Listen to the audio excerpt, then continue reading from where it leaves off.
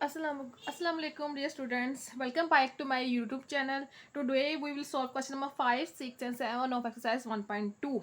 Okay, now question number 5. Question number 5 की statement अगर थोड़ा सा आप रीड करें, यहाँ पे लिखा इफ 1 प्लस आयोटा का whole square over 2 minus iota is equal to X plus iota Y, then find the values of X and Y. यहाँ पे आपके पास एक्स और वाई जो है बेटा वेरिएबल है, आपने किसकी वैल्यू निकालनी है, एक्स और वाई की। और आपको तो अगर देखें तो यहाँ पे आपको दो कम्प्लेक्स नंबर है, यानी कि ये भी कम्प्लेक्स नंबर ही है और ये भी कम्प्लेक्स नंबर, तो ये दोनों इक्वल है। अगर आप देखें राइट हैंड साइड, अगर आप देखें यहाँ पे तो एक्स और वाई की वैल्यू आपको फाइंड आउट करनी है, तो इसको अगर देखें, अगर आप थोड़ा सा गौर करें तो इसको तो आप सिंप्लीफाई या सॉल्व फर्दर नहीं कर सकते। लेकिन if you look towards the left hand side of the question, यहाँ पे अगर आप देखें लेफ्ट हैंड साइड पे, तो इसको हम सिंप्लीफाई कर सकते हैं। अच्छा, सबसे पहले आपने क्या करना है, सबसे पहले अपने आपका काम होगा इस क्वेश्चन में आपने लेफ्ट हैंड साइड को सिंप्लीफाई करना है। जब वो मुकम्मल तौर पर लेफ्ट हैंड साइड सिंप्लीफाई हो जाएगी, फिर आपने ये दोनों साइड्स आपके पास क्योंकि क्वेश्चन में इक्वल थी, आपने इनको इक्वल लिख देना है। अब आपको इसके बाद आपको एक कंसेप्ट पता होता है कि दो कम्प्लेक्स नंबर्स बेटा कब इक्वल होते हैं, जब उनके रियल पार्ट्स और इमेजिनरी पार्ट्स जो है वो इक्वल हों।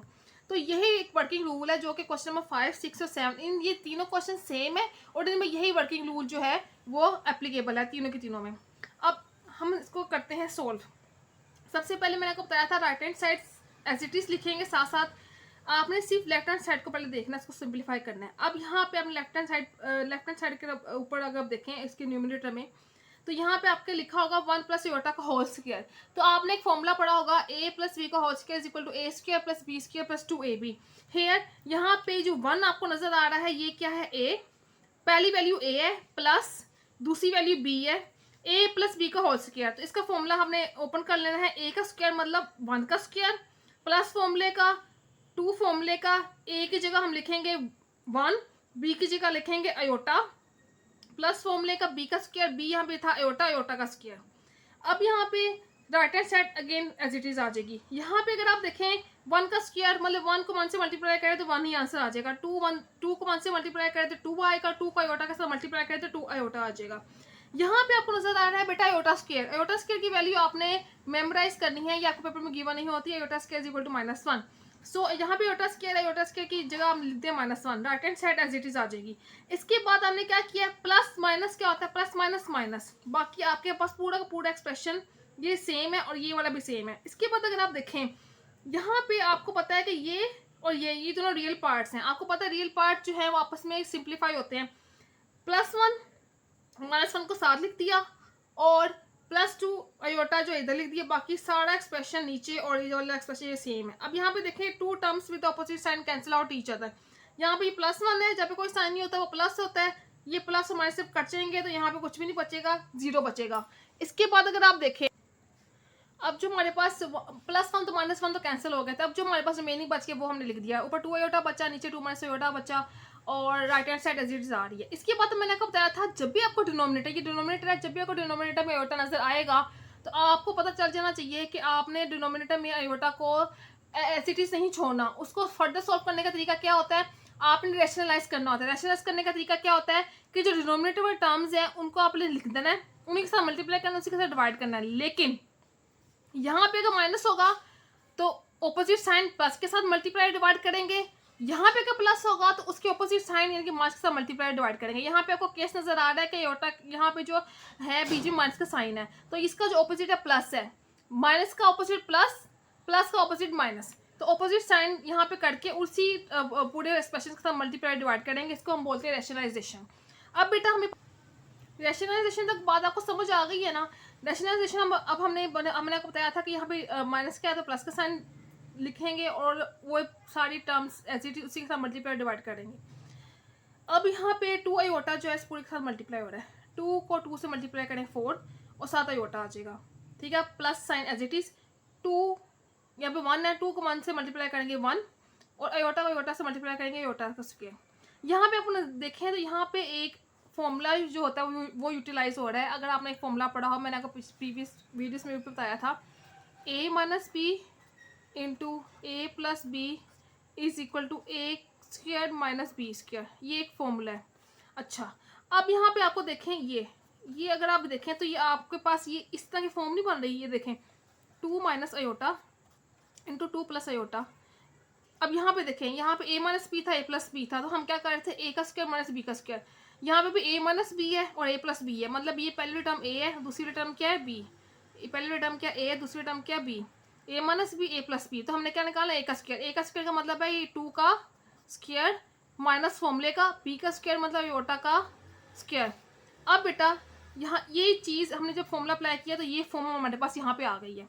इसके बाद अगर आप देखें, यहाँ पे आपको नजर आ रहा है अयोटा स्क्वायर। अयोटा स्क्वायर की वैल्यू आपने अगेन मेमोराइज की होगी पेपर में, iota square is equal to -1।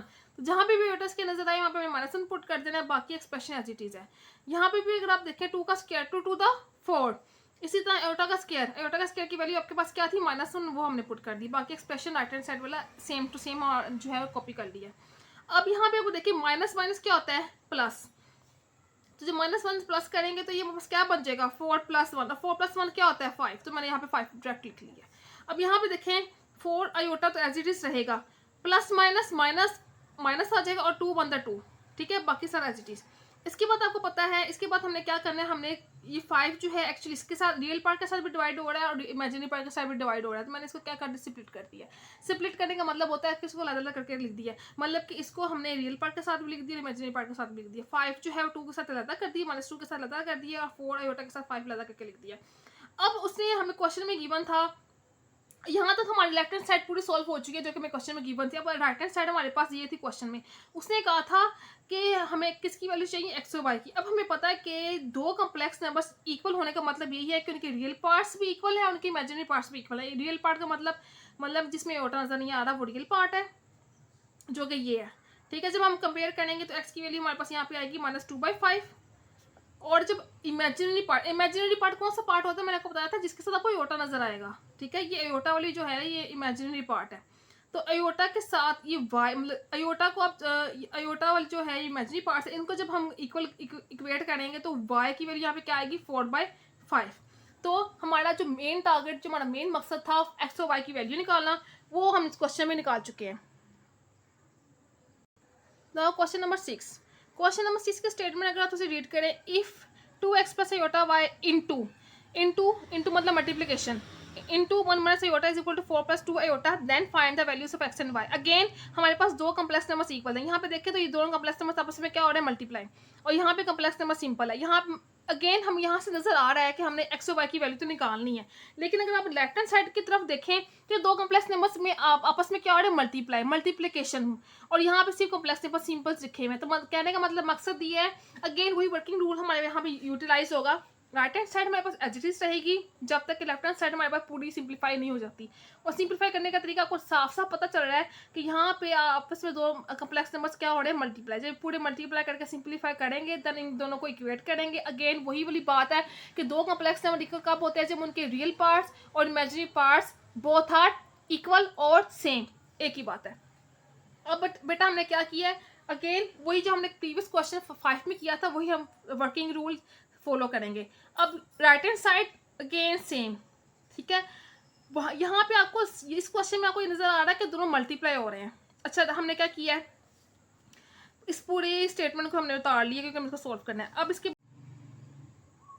Now it's obvious कि यहाँ पे आपको नजर आ रहा है कि दो जो कॉम्प्लेक्स नंबर्स हैं आपस में क्या हो रहे हैं, मल्टीप्लाई। मल्टीप्लिकेशन करने का तरीका मैंने आपको बताया था, 2x लिखेंगे, इसके साथ पूरा का पूरा ब्रैकेट वाली टर्म, ब्रैकेट पूरी की पूरी लिख देंगे, प्लस अयोटा वाई लिख देंगे, साथ पूरी ब्रैकेट वाला साथ एक्सप्रेशन लिख देंगे। यहाँ तक समझ आ गई। राइट हैंड साइड हमारे एज इट इज चलती जाएगी जब तक हमारे पास लेफ्ट हैंड साइड मुकम्मल तौर पर सिंप्लीफाई और सोल्व नहीं हो जाती।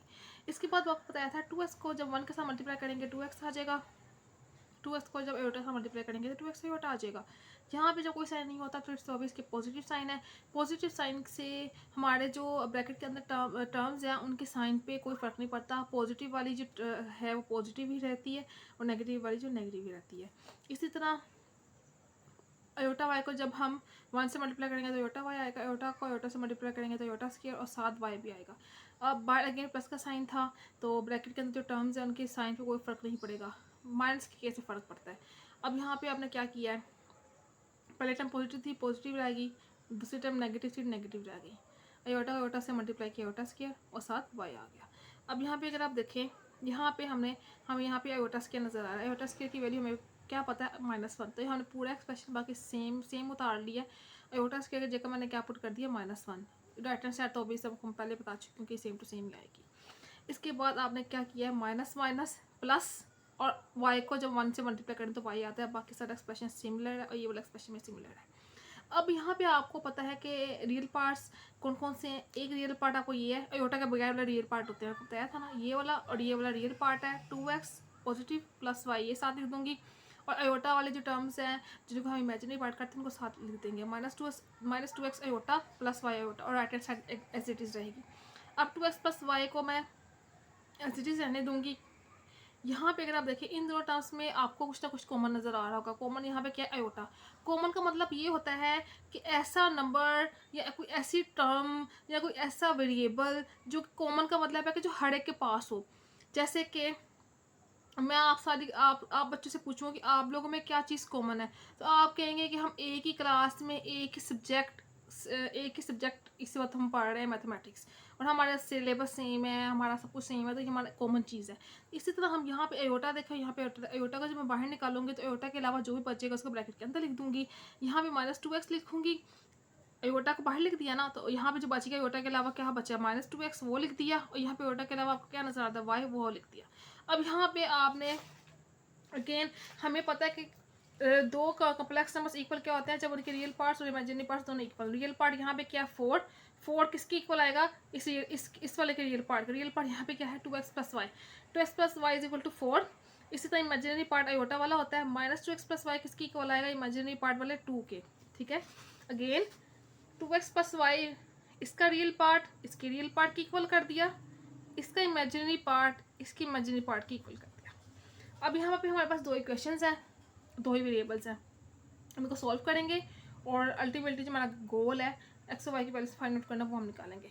अब हमने क्या किया, यहाँ पे अगर आप थोड़ा सा गौर करें, यहाँ पे 2x क्या है, पॉजिटिव, यहाँ पे 2x क्या है, नेगेटिव। अगर हम इन दोनों इक्वेशंस को ऐड करें तो हमें पता है 2 terms with opposite sign cancel out each other, तो ये दोनों कैंसिल आउट हो जाएंगे, तो हमारे पास y की वैल्यू आ जाएगी। यही हमने काम किया है। 2x plus Y is equal to 4 लिखा है, -2x plus Y is equal to 2 लिखा है। अब हमें इसको क्या किया, ऐड जब हम ऐड करेंगे, अगेन यहाँ पे कोई साइन नहीं है तो पॉजिटिव साइन है, जहाँ पे कोई साइन नहीं होता वहाँ पे क्या साइन होता है, positive. 2 terms with opposite sign cancel out each other, cancel out हो गया, 1y प्लस 1y 2y आ जाएगा, 4 प्लस 2 6 आ जाएगा। y की वैल्यू निकालनी हमने, y के साथ 2 मल्टीप्लाई हो रहा है, वहाँ जगह क्या हो जाएगा, डिवाइड, वहाँ जगह क्या हो जाएगा, डिवाइड। अब हम क्या करेंगे, ये 6 से ऊपर, नीचे क्या 2 1 द 2 2 3 द 6, तो हमारे पास y की वैल्यू क्या आ गई 3, y की वैल्यू बेटा क्या आ गई 3।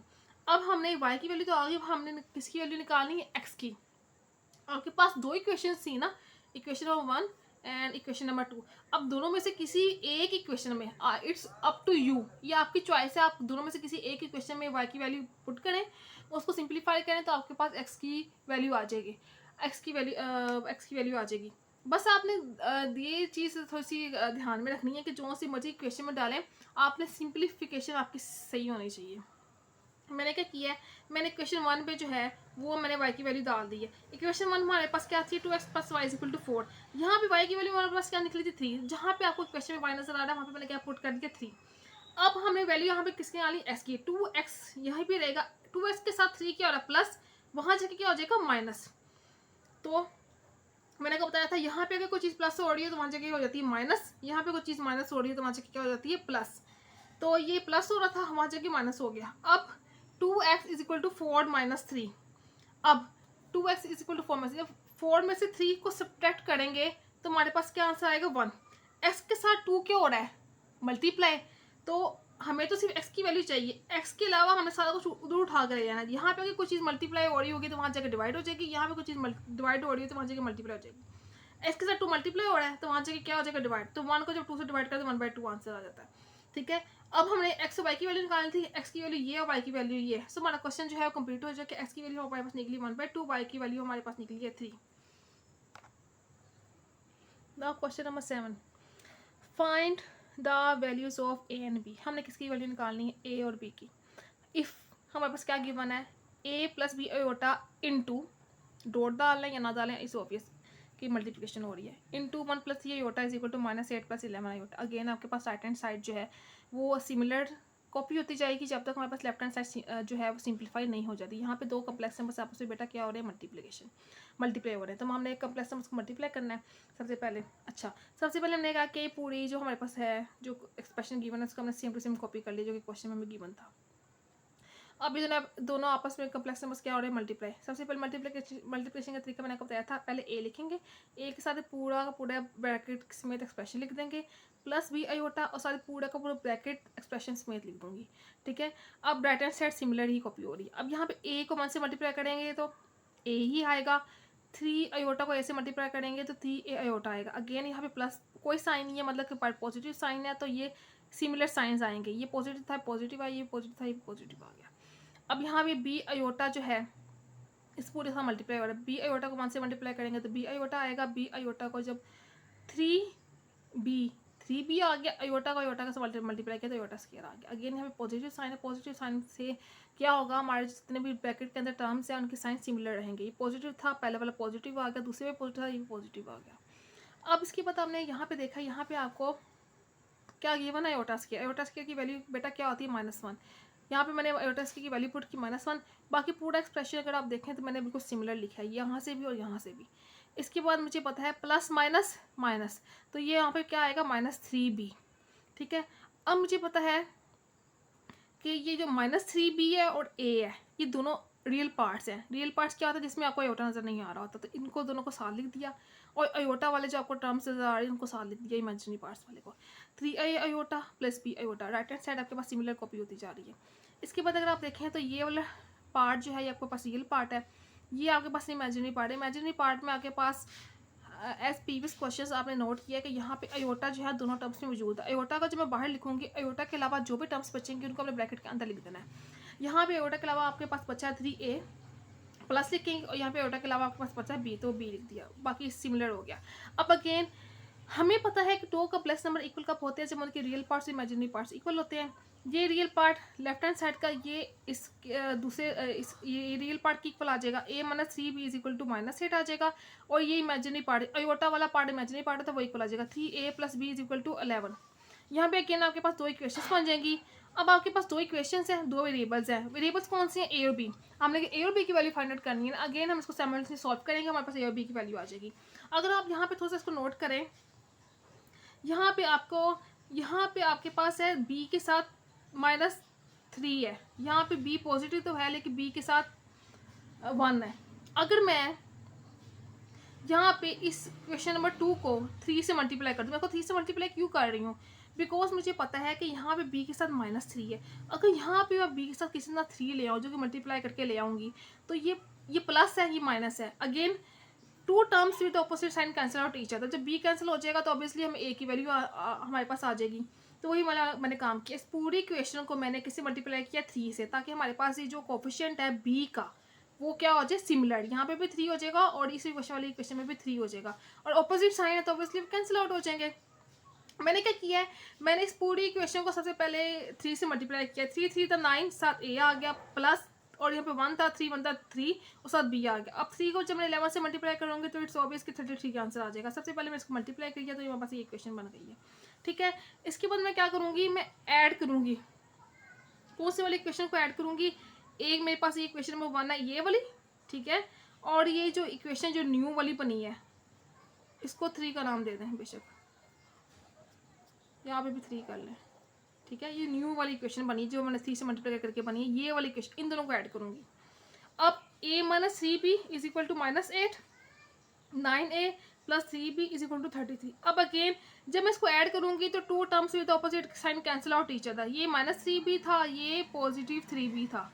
ठीक है, तो कैंसिल आउट हो गया। 9a + 1a 10a आ गया।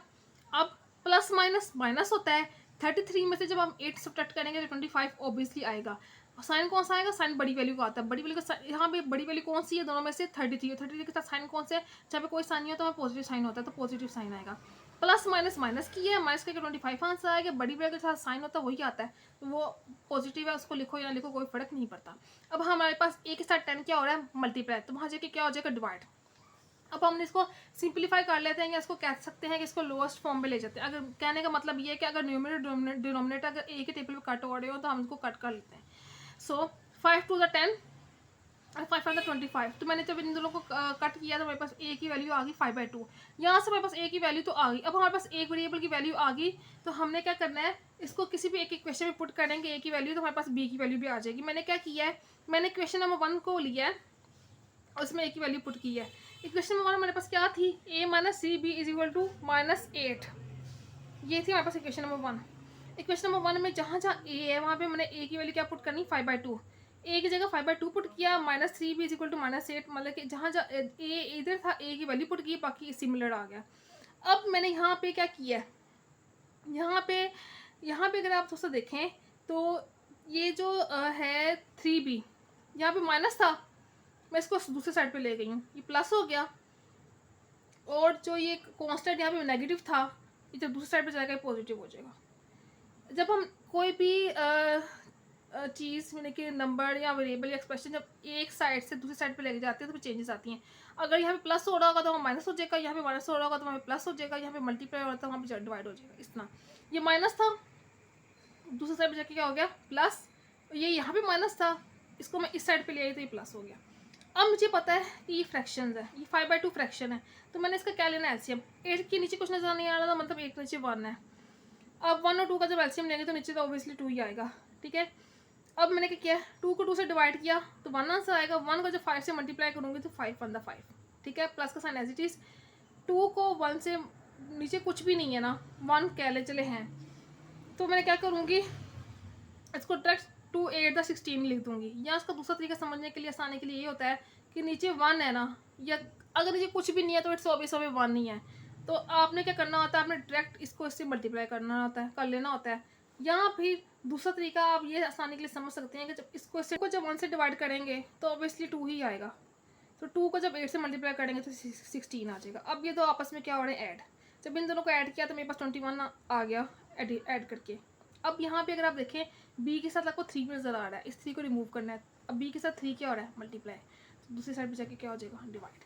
अब मैंने क्या किया है, ये इस पूरे एक्सप्रेशन को सिमिलर लिख दिया है। अब यहाँ पे देखिए बी के साथ 3 मल्टीप्लाई और वहाँ जाकर डिवाइड कर दिया, तो जब मैं डिवाइड करूँगी तो मतलब कि ये इस तरह का एक्सप्रेशन बन जाएगा, b is equal to 21/2 as it is.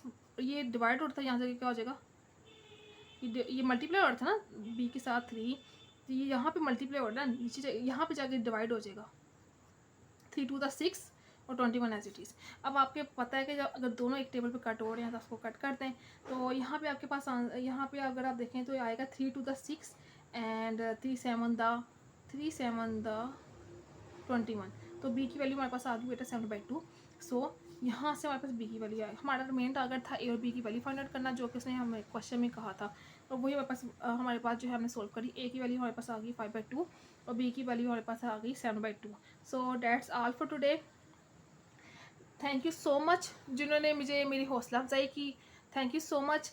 आपकी जो आप जो मुझे मोटिवेट करते हैं बाय सब्सक्राइबिंग माय चैनल, आप मुझे कमेंट करते हैं मेरे चैनल पे, सब्सक्राइब करते हैं और मेरी वीडियोस को वॉच करते हैं, तो मुझे मेरे लिए बहुत हौसला अफजा बात है।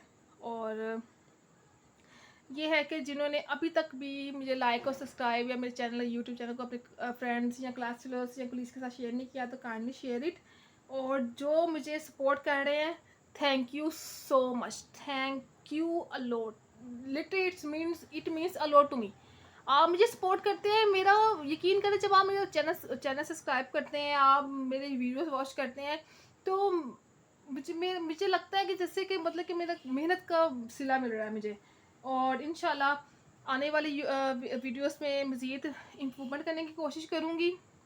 अगर आप कुछ मुझे कहना चाहते हैं कि इसमें ये आप वीडियोस में ये चीज़ें चेंजेस लाएं या इस तरह इम्प्रूव करें तो ज़्यादा बेटर हो जाएगा, तो आप जो है सजेशंस जो हैं वो मुझे अपने कमेंट बॉक्स पे दे सकते हैं।